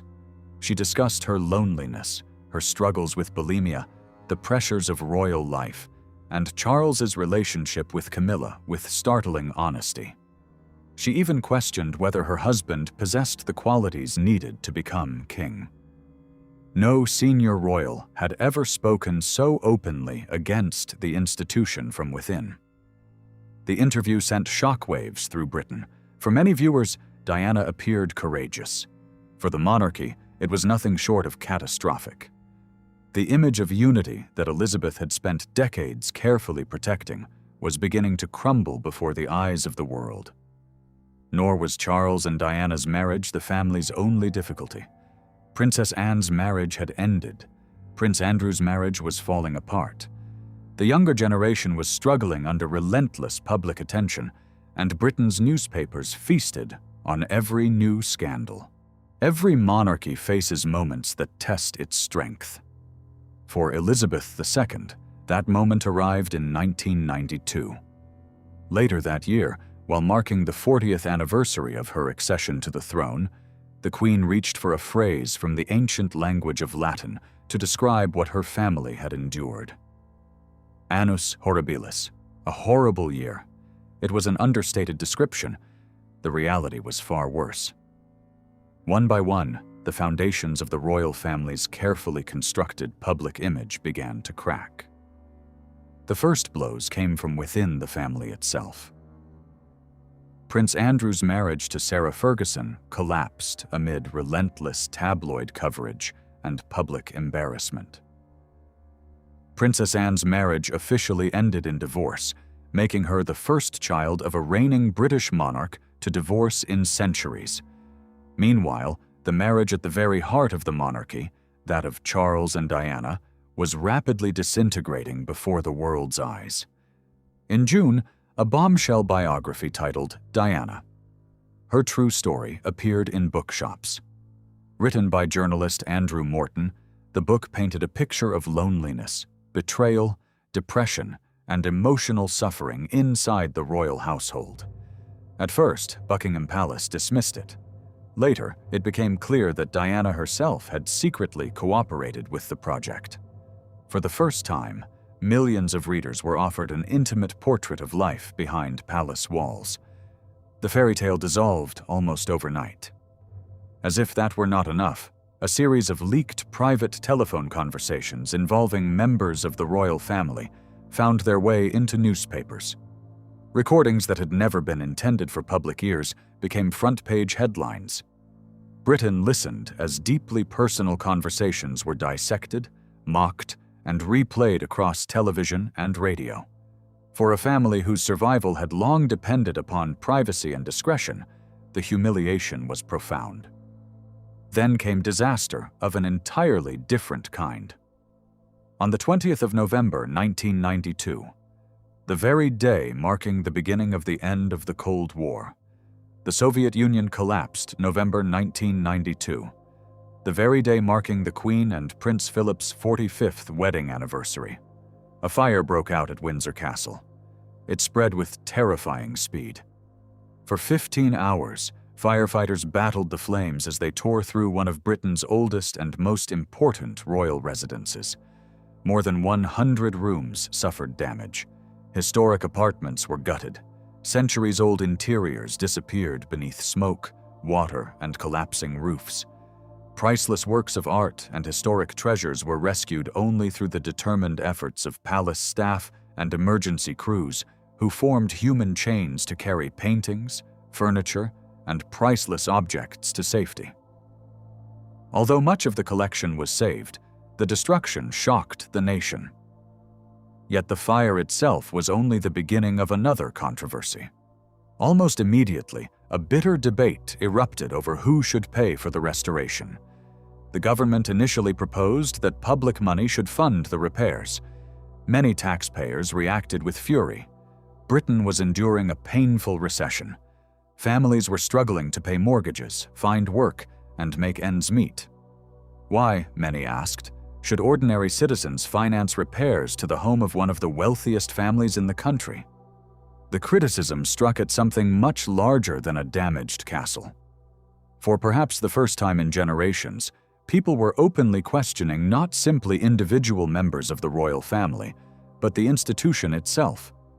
Elizabeth recognized that the monarchy could not ignore the changing public mood. She responded with two decisions that would have been almost unimaginable only a few decades earlier. Buckingham Palace, long regarded as an essentially private royal residence, would open its doors to paying visitors during the summer months.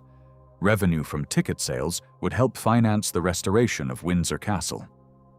The decision permanently transformed one of Britain's most famous buildings into one of its most popular tourist attractions. The Queen also announced that she would voluntarily begin paying income tax on her private income. Previous sovereigns had not done so. The gesture carried enormous symbolic weight. It signaled that the monarchy understood it could no longer expect unquestioning public acceptance of its privileges. As debates intensified, many people found themselves asking a broader question. How exactly was the monarchy funded? The answer was more complicated than many assumed. The institution's official funding came through an arrangement rooted in the Crown estate, a vast portfolio of land, buildings, and other assets held by the Crown. For centuries, the revenue from these properties had been surrendered to the government in exchange for financial support for the monarch's official duties. Today, that support is provided through the sovereign grant, which pays for official travel, staff, palace maintenance, and the day-to-day operation of the monarchy. Alongside those public funds, however, the royal family also possessed substantial private wealth. Estates such as Sandringham and Balmoral belonged personally to the monarch rather than the state, while generations of investments, collections, and inherited assets added significantly to the family's fortune. The debate has never disappeared. Supporters argue that the Crown estate contributes far more money to the treasury than the monarchy receives in return, while the royal family generates tourism, international goodwill, and constitutional stability. Critics counter that inherited privilege has little place in a modern democracy. That argument, between history and equality, tradition and reform, has shaped almost every discussion of the monarchy ever since.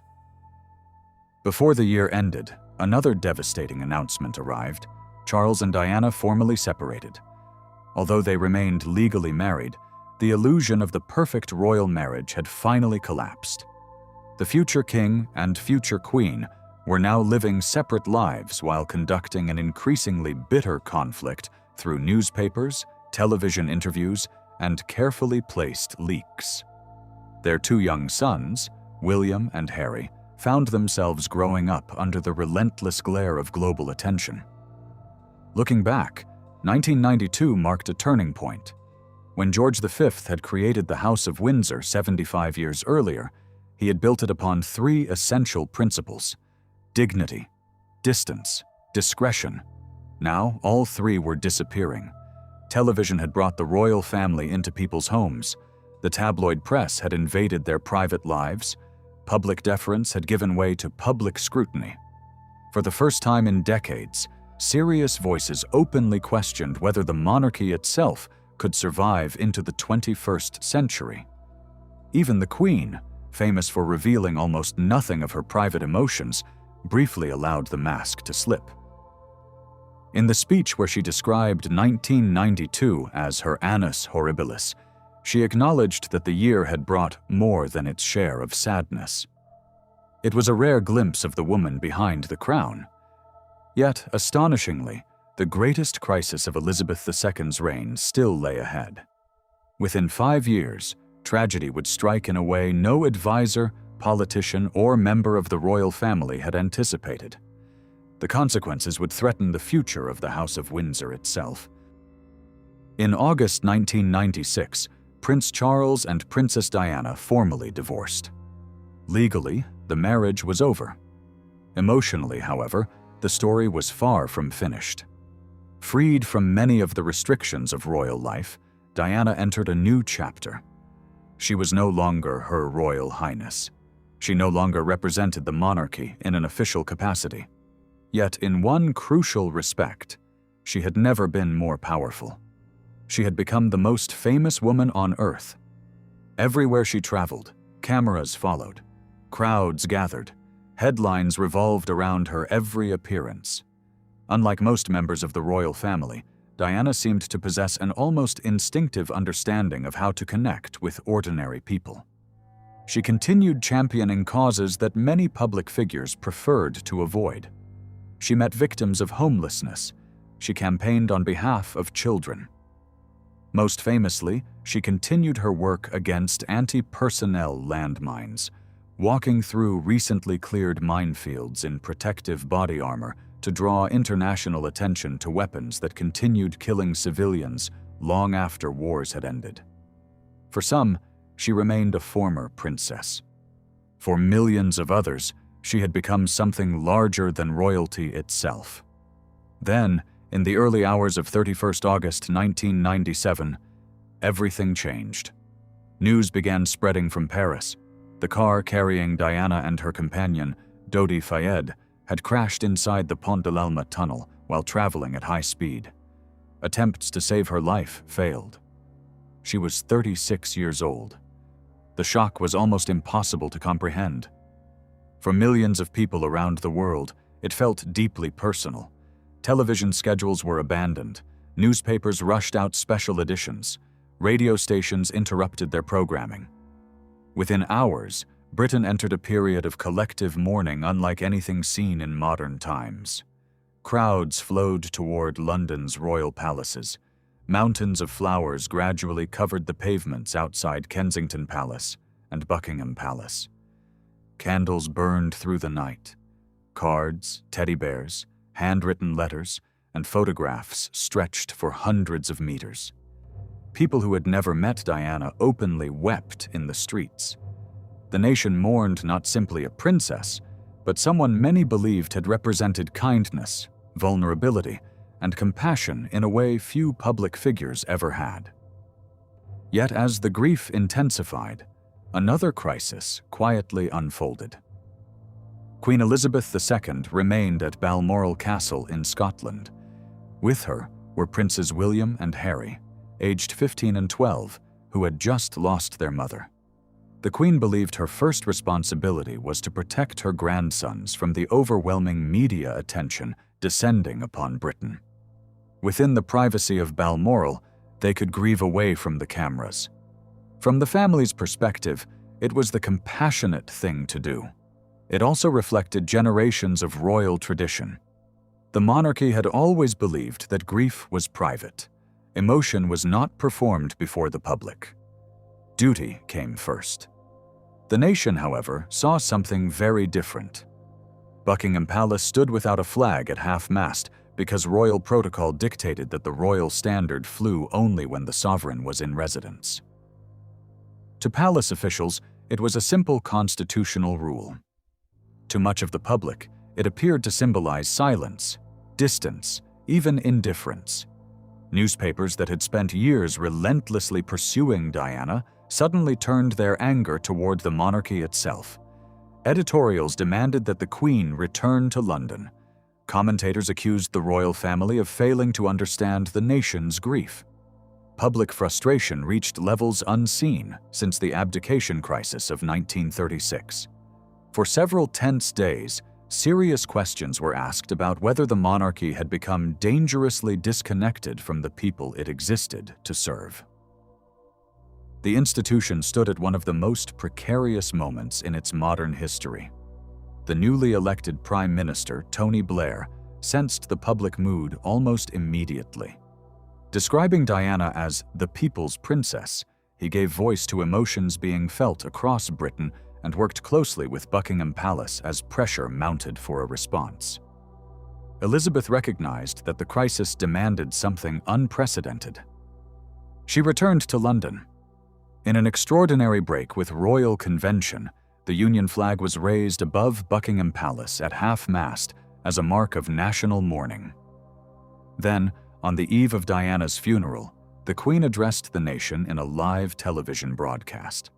Standing before Buckingham Palace, she spoke not only as sovereign, but, in her own words, as your queen and as a grandmother. She praised Diana's compassion, warmth, and humanity while acknowledging the immense loss felt by William and Harry. The broadcast struck exactly the tone the country had been waiting to hear. Almost overnight, the tension eased. The monarchy had narrowly escaped what might have become the greatest constitutional crisis of Elizabeth II's reign. On the 6th September 1997, London fell almost completely silent. Millions lined the streets as Diana's funeral procession made its way through the capital. An estimated 2 billion people watched around the world. Among the unforgettable images of that day was the sight of two young princes, William and Harry, walking behind their mother's coffin alongside their father, grandfather, and uncle. It became one of the defining photographs of the 20th century. Diana's influence did not end with her funeral. Only a few months later, the Ottawa Treaty banning anti-personnel landmines was signed by dozens of nations. Although the campaign involved countless diplomats, activists, and organizations, Diana's willingness to bring global attention to the issue had transformed public awareness and accelerated international momentum. Her humanitarian legacy endured long after her death. It also lived on through her sons. Both William and Harry would later speak openly about mental health, grief, and emotional well-being in ways almost unimaginable for earlier generations of the royal family. Their charitable work, their willingness to engage directly with ordinary people, and their more personal style of public service all reflected lessons learned from their mother. In death, Diana transformed the monarchy almost as profoundly as she had challenged it in life. She demonstrated that, in the age of 24-hour television and relentless media attention, duty alone was no longer enough.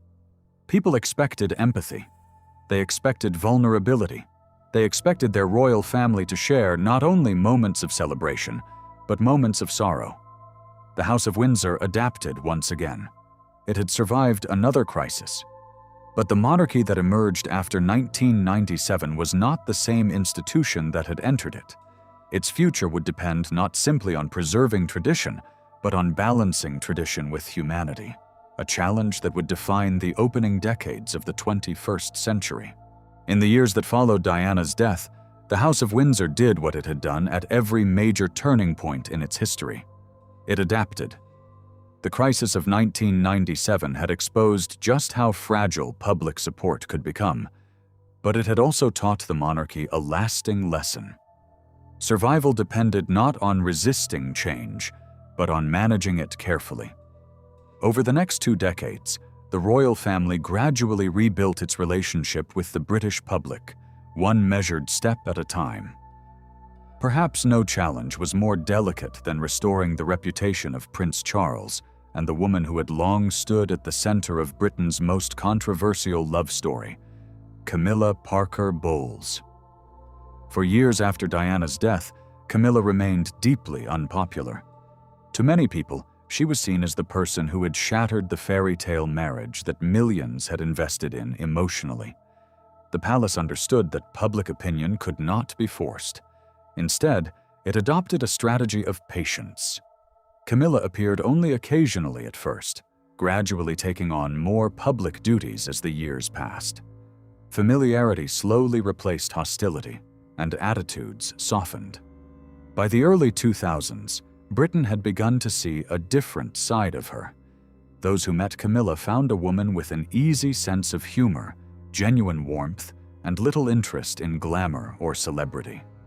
After decades of controversy, Charles and Camilla finally married in April 2005 in a modest civil ceremony at Windsor Guildhall, followed by a service of blessing at St. George's Chapel with the Queen's approval. Rather than taking the title Princess of Wales, so closely associated with Diana, Camilla became Duchess of Cornwall, a decision intended to avoid reopening old wounds. Time, more than anything else, accomplished what years of public relations never could. Gradually, she became an accepted and eventually respected member of the royal family.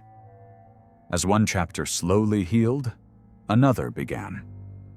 Public attention increasingly shifted away from Charles and toward his eldest son, Prince William. Handsome, reserved, and carrying much of his mother's natural ease with people, William represented a new generation of monarchy. Many saw in him the best qualities of both his parents, Diana's empathy and Charles's thoughtful sense of duty. His relationship with Catherine Middleton offered something the monarchy desperately needed: a genuine modern love story. The two met while studying at the University of St. Andrews in Scotland, where a friendship gradually developed into a romance. Unlike many royal marriages of the past, theirs had grown over years rather than months. Catherine also represented a quiet social revolution.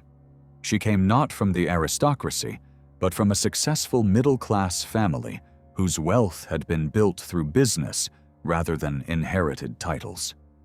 A century earlier, such a marriage would have been almost unimaginable for a future king. Their wedding on 29th April 2011 became one of the defining public moments of the new century. Watched by hundreds of millions around the world, it blended centuries-old royal ceremony with a monarchy that looked noticeably more modern and approachable. For many people, William and Catherine symbolized renewal. After decades marked by divorce, scandal, and public heartbreak, the House of Windsor once again seemed capable of offering a hopeful vision of its future. One small detail about the Queen revealed a side of her that official portraits rarely captured. Throughout her life, Elizabeth II adored corgis. Over the course of her reign, she owned more than 30 of the energetic little dogs, almost all descended from a single corgi named Susan, given to her as an 18th birthday present in 1944. Susan became such a beloved companion that she reportedly accompanied the future queen on her honeymoon, hidden beneath blankets in the royal carriage. The dogs followed her almost everywhere, becoming one of the most recognizable and endearing symbols of her reign. Behind the public ceremonies and constitutional rituals lay a deeply private woman whose greatest source of strength was her Christian faith. Elizabeth never regarded her coronation oath as merely ceremonial. To her, it was a sacred promise made before God. That conviction explains much about the remarkable consistency of her reign. As the years passed, and suggestions occasionally surfaced that she should abdicate in favor of Charles, she never seriously entertained the idea. She had pledged to serve for her entire life, and she intended to honor that promise completely. Her annual Christmas broadcasts gradually revealed more of that personal faith than almost any other public appearance. Unlike speeches written by government ministers, these messages reflected the Queen's own thoughts and beliefs. In later years, she spoke with increasing openness about forgiveness, hope, service, and the example of Jesus Christ, offering a rare glimpse into the convictions that had quietly guided her throughout 7 decades on the throne. Those closest to her often described a woman very different from the reserved figure the public saw. She possessed a dry, sometimes mischievous sense of humor, enjoyed practical jokes, loved horse racing, spent countless hours outdoors, and remained happiest in the countryside surrounded by her horses and dogs. Years of weekly meetings with prime ministers and world leaders had also given her an extraordinary ability to judge character within moments. Beneath the carefully controlled public image stood a remarkably perceptive observer of people. Through triumphs and tragedies alike, Elizabeth simply continued working. Governments changed, wars ended, new technologies transformed daily life. Britain itself became almost unrecognizable from the country she had inherited in 1952. Yet the Queen remained the one constant presence. In 2002, she celebrated her Golden Jubilee, marking 50 years on the throne. The year was bittersweet. Within a matter of weeks, she lost both her younger sister, Princess Margaret, and her beloved mother, Queen Elizabeth, the Queen Mother, who died peacefully at the remarkable age of 101. Despite her personal grief, the Queen carried on with the Jubilee celebrations, reflecting the same sense of duty that had defined her entire reign. A decade later came an even greater milestone. In 2012, Britain celebrated her Diamond Jubilee, marking 60 years as sovereign. Very few monarchs in world history had ever ruled for so long. By this point, Elizabeth had become more than Britain's head of state. For most of her subjects, she was the only monarch they had ever known. She had welcomed presidents and popes, worked with 15 British prime ministers, witnessed the Cold War, the arrival of the internet, and the dawn of the digital age.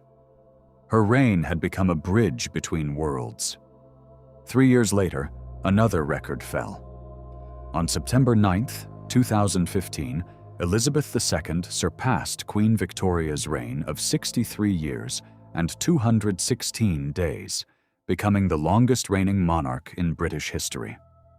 The achievement was greeted with celebration across much of the country, though the Queen herself characteristically downplayed the occasion, remarking that it was not one to which I have ever aspired. As she entered her 90s, signs of age inevitably became more apparent. Charles, William, and other senior royals gradually assumed a larger share of public engagements, allowing the Queen to reduce an increasingly demanding schedule. Yet she never relinquished the throne itself. More than 70 years earlier, as a young princess celebrating her 21st birthday in South Africa, she had promised that her whole life, whether it be long or short, would be devoted to the service of her people. It was one of the most famous promises ever made by a future monarch. Elizabeth intended to keep it. She would. But after the longest reign in British history, the final chapter of the Second Elizabethan Age was quietly approaching. The closing years of Elizabeth II's reign brought fresh challenges to a monarchy that had already spent a century learning how to survive. Once again, the greatest tests came not from foreign enemies or constitutional crises, but from within the family itself. A new source of tension emerged through Prince Harry, the younger son of Charles and Diana. In 2018, he married the American actress Meghan Markle in a ceremony at Windsor Castle that was watched around the world. Many saw the wedding as proof that the monarchy was continuing to modernize.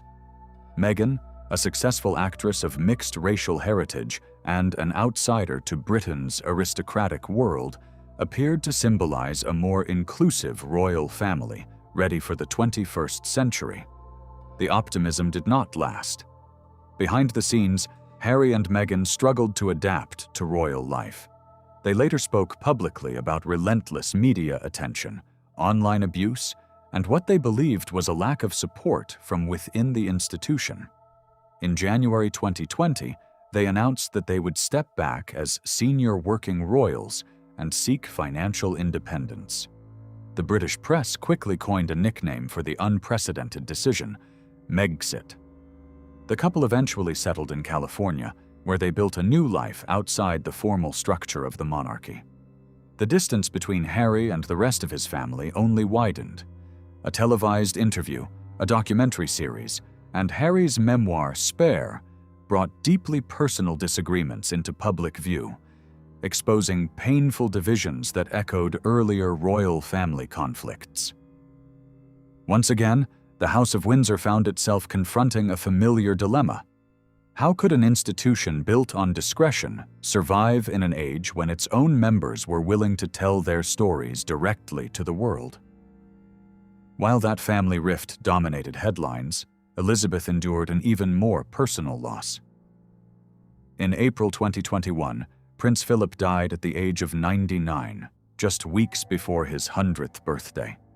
For more than 73 years, he had been the Queen's husband, closest advisor, greatest supporter, and constant companion.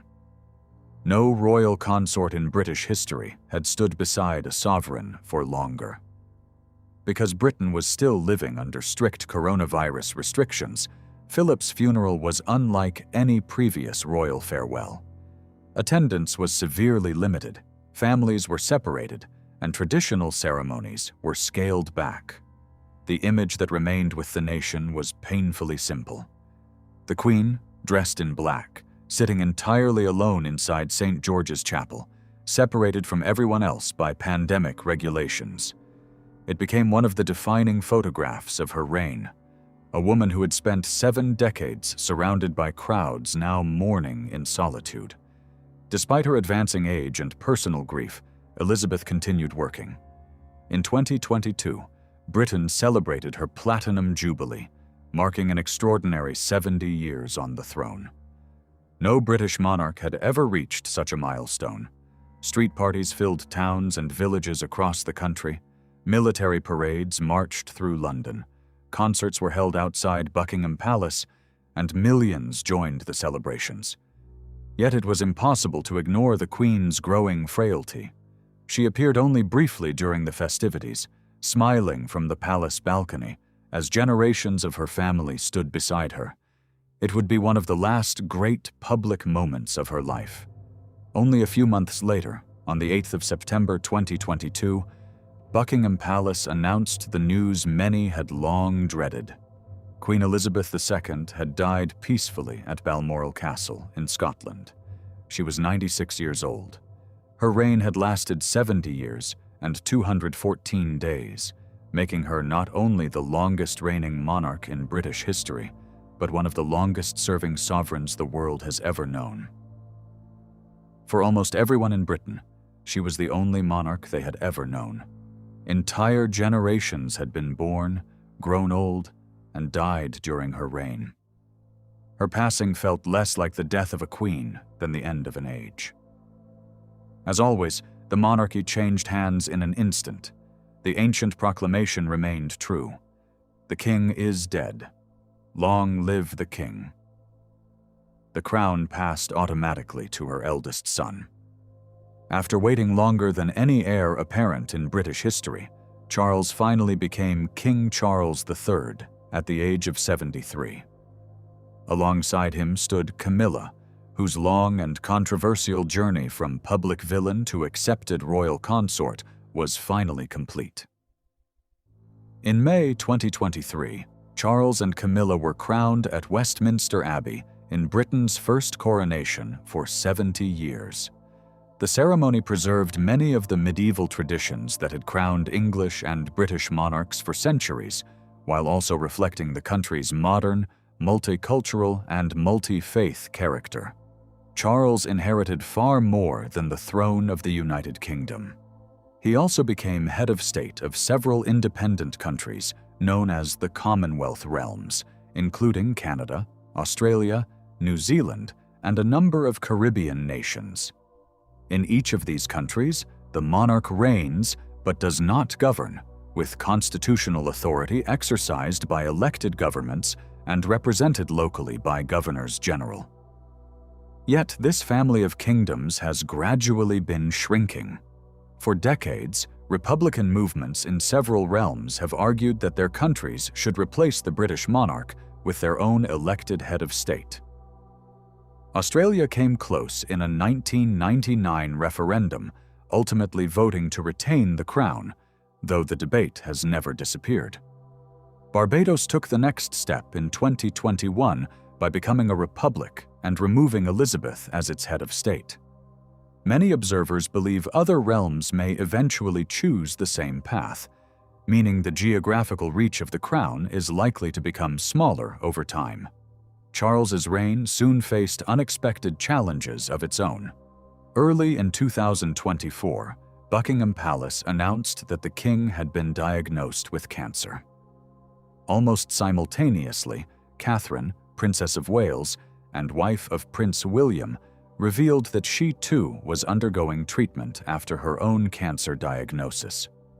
For a period, two of the monarchy's most important working figures were forced to withdraw from public life at the same time, placing unusual pressure on the institution.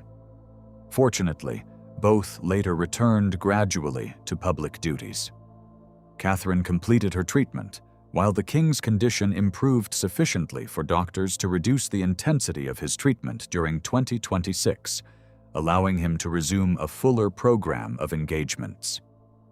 Another challenge came from a scandal that had lingered over the royal family for years. Prince Andrew's friendship with the convicted sex offender Jeffrey Epstein and the allegations made against him, which Andrew has consistently denied, had already forced him to withdraw from public duties. Public confidence, however, continued to erode. In late 2025, King Charles took the unprecedented step of formally removing his brother's remaining royal status. Andrew lost the style of Royal Highness, his title of Prince, and his remaining royal dignities, becoming simply Andrew Mountbatten Windsor. He was also removed from public royal life entirely. It was one of the most dramatic disciplinary actions ever taken against a senior member of the House of Windsor, and demonstrated how determined the modern monarchy had become to protect the institution above any individual member of the family. In many ways, the decision echoed the moment in 1917 when George V abandoned the name Saxe-Coburg and Gotha. The circumstances were completely different, but the principle was remarkably similar. Whenever the survival of the monarchy appeared to be at stake, even centuries of family tradition could be sacrificed. The dynasty also quietly completed one of the most significant constitutional reforms in its modern history. For centuries, Britain's rules of succession had favored sons over daughters, allowing younger brothers to leap ahead of older sisters in the line to the throne. That centuries-old system was abolished in 2013 across the Commonwealth realms. From then onward, birth order alone determined succession, regardless of gender. The timing proved significant. Only months later, William and Catherine welcomed their first child, Prince George. He was followed by Princess Charlotte in 2015 and Prince Louis in 2018. Under the old rules, Charlotte would have lost her place to her younger brother simply because he was male. Under the new law, she remains ahead of Louis in the line of succession, reflecting a monarchy slowly adapting even its oldest traditions to modern ideas of equality. Harry and Meghan also started a family in California, welcoming Archie in 2019 and Lilibet in 2021. Although they live thousands of miles from Britain and no longer serve as working royals, both children remain in the line of succession. For the foreseeable future, however, the future of the House of Windsor rests elsewhere. It rests with Prince William, and with the three young children growing up behind him, representing the next generation of a dynasty that has spent more than a century proving that its greatest strength has never been remaining unchanged, but surviving change itself. It is remarkable to consider how unlikely this all once seemed. The House of Windsor was never meant to become one of history's most recognizable royal dynasties. It was created in the middle of the First World War as an emergency measure, born from fear, political necessity, and a desperate attempt to distance the British crown from its German roots. What began as little more than a change of name has endured for more than a century.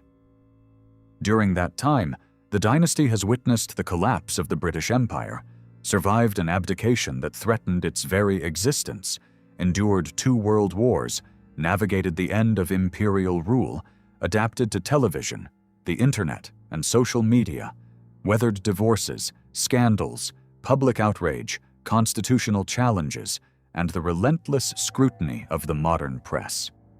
Time and again, commentators have predicted that the monarchy was entering its final chapter. Time and again, it has endured. The greatest lesson of the House of Windsor is not one of wealth, privilege, or even tradition. It is resilience. George V understood in 1917 that survival sometimes demands sacrifice. He surrendered the ancient name of his own family to preserve the institution above it. More than a century later, that same instinct continues to shape the monarchy. Whether reforming centuries-old rules of succession, opening palace doors to the public, adapting to new technologies, or distancing itself from members whose actions threaten its reputation, the House of Windsor has repeatedly chosen change over collapse. That may be the monarchy's greatest paradox. It appears timeless, yet it has survived precisely because it has never remained completely the same. Behind the glittering crowns, ancient ceremonies, and medieval traditions lies an institution that has quietly reinvented itself in every generation while carefully preserving the illusion of permanence. No one can say with certainty what the next 100 years will bring. Debates about the monarchy's future continue across Britain and the Commonwealth. Some realms may yet become republics. Public expectations will continue to evolve, and each new generation of royals will face challenges unlike those that came before. But if the last century has demonstrated anything, it is that the House of Windsor has repeatedly shown an extraordinary ability to adapt without losing its identity. That is the true story of the House of Windsor. Not simply a family, not merely a royal dynasty, but one of history's most remarkable exercises in survival. If you've made it this far, thank you for watching. If you enjoyed this documentary, leave a like and subscribe for more in-depth history documentaries. And if you'd like to continue exploring the stories behind history's greatest dynasties and empires, there's another documentary waiting for you on screen right now.